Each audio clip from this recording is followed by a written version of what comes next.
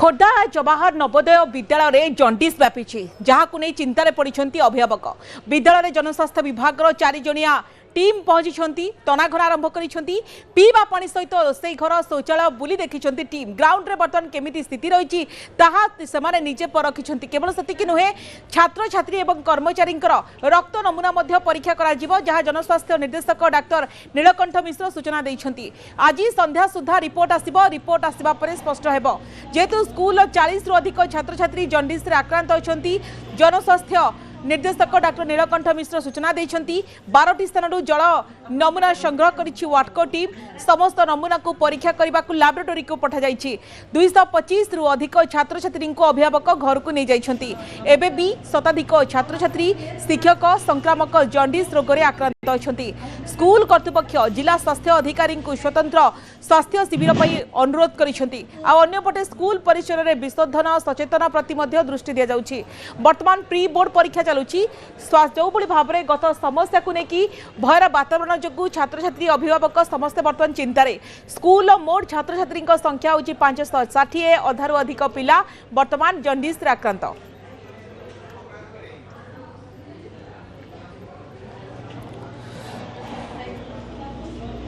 तीन मास जोटा कहते हैं 3 मास नुहे 2 मास 1.5 मास एमती टाइम जो गोटे पिला जे कि घर अफेक्टेड ही आसला बोली आमे भाबुचे कारण सेतबेले से खाली टिके जो आमर रिटेंशन समय पिला मानक डका जाए से समय से मानक डका हितला 10 12 पिला मानक ता संगे से पिलाटा थिला जे कि आसुतोष बोली से आसिकी ता जेतले आमे जानले जे ताको देह जर होची आमे त कहले घर को जाबनी किंतु से चाहिलानी क्लास मिस करिया को सेतमे से घर जिबासिया करी क्लास करथला परे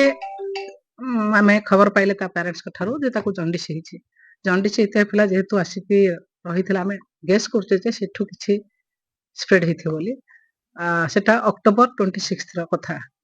तापर नवेम्बर मास रे गोटे दीटा केस एमती हेतिला कि जो माने जर होतला आम घर पठौथिले घर आम जानथिले जे तार जंडिस पिलांको हेछि। डिसेंबर मास रे आमे खबर पाउचे जे पिलांकर संख्या बढ़ुछि आउ एटा गोटे प्रिकॉशनरी मेजर हिसाब रे हमर स्कूल रे सब बेले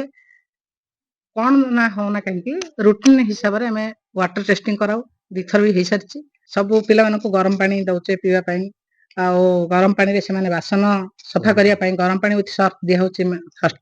मेस रे डॉक्टर टीम सीडीएम सर को आम लेटर भी लिखीचे पर्सनाली 4-5 थर फोन भी करछि जो 2 थर डॉक्टर टीम आसिकी सब आड़े विजिट करके अवेयरनेस प्रोग्राम करके जाइछन्ती। केते स्टाफ आपन अफेक्टेड हैछन्ती स्टाफ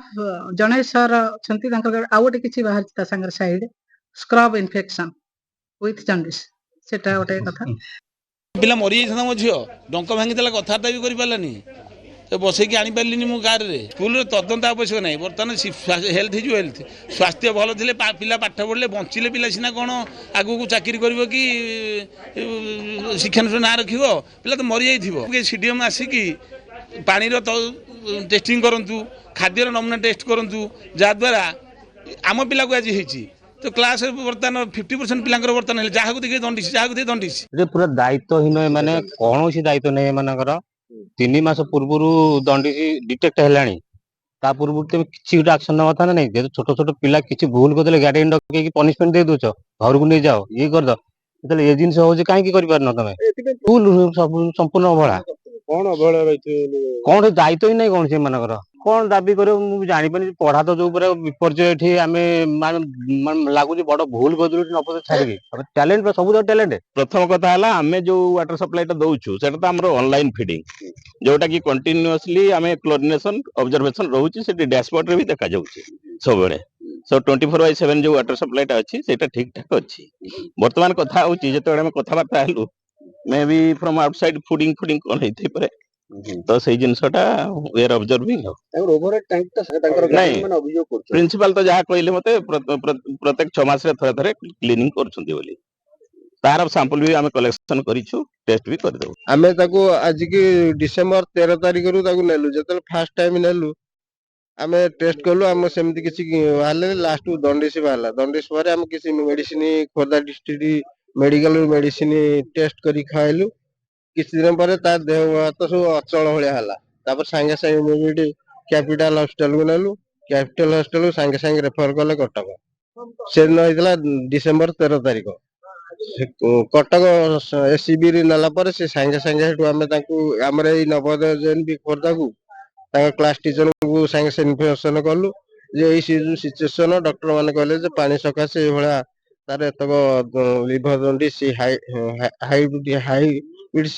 କୁ ରୋଗ ଆକ୍ରାନ୍ତ ହେଇଛି। ତେଣୁ ଆପଣମାନେ ସଚେତନ ହୁଅନ୍ତୁ ଏବଂ ଜଳବାୟୁ ଖାଦ୍ୟପାନ ବ୍ୟବସ୍ଥାରେ ଉପରେ ଟିକେ ସଚେତନ ହୁଅନ୍ତୁ। ଏ କଥା ଆମେ ପ୍ରିନ୍ସିପାଲଙ୍କୁ କହିଲୁ, ଆମ ମାଧ୍ୟମରେ ପ୍ରିନ୍ସିପାଲଙ୍କୁ ଜଣେଇବା ପାଇଁ କ୍ଲାସ ଟିଚରଙ୍କୁ ଜଣେଇଦେଲେ। ତାପରଠାରୁ ଆମ ପିଲାଙ୍କ ସେଠି 10 ଦିନ କାଳ ମେଡିକାଲ ରହିଲା, ଟ୍ରିଟମେଣ୍ଟ ହେଲା ପରେ ଆମେ ଆସୁଛୁ। ଏବେ ପିଲାଙ୍କୁ ଖାଲି ପରୀକ୍ଷା ଦଉଛୁ, ପରୀକ୍ଷା ସରିଲା ପରେ ଆମେ ତାଙ୍କୁ ଘରକୁ ନେଇକି ଯାଉଛୁ। ଆମର ବର୍ତ୍ତମାନ ଏ ନବୋଦୟ ପ୍ରତି ଆମର ଆଶା ଭରସା ବର୍ତ୍ତମାନ ଟୁଟିବାରେ ଲାଗୁଛି। ଏମାନଙ୍କର ଚାଲିଚଳନ ବି ଭଲ ନାହିଁ। ଆମେ ଏମିତି ବହୁତ ଥର କମ୍ପ୍ଲେନ ଶୁଣୁଛୁ, ଗାର୍ଡିଆନ ଟିଚର ମାନେ ଷ୍ଟୁଡେଣ୍ଟ ମାନଙ୍କୁ ମିସବ୍ୟବହାର କରନ୍ତି, ତାଙ୍କ ନାଁରେ ବିଭିନ୍ନ ପ୍ରକାର ଆଲିଗେସନ ଆଣନ୍ତି।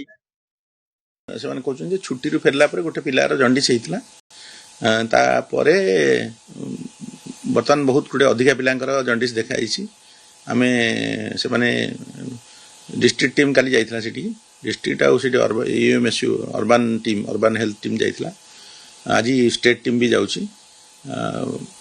ଆମେ ସ୍ଥିତି ଅନୁଧ୍ୟାନ କରି ସେ ଅନୁସାରେ ବିହିତ ପଦକ୍ଷେପ ନେଉଛୁ। ଆମର ଏଠୁ 3 ଜଣ ଯାଉଛନ୍ତି।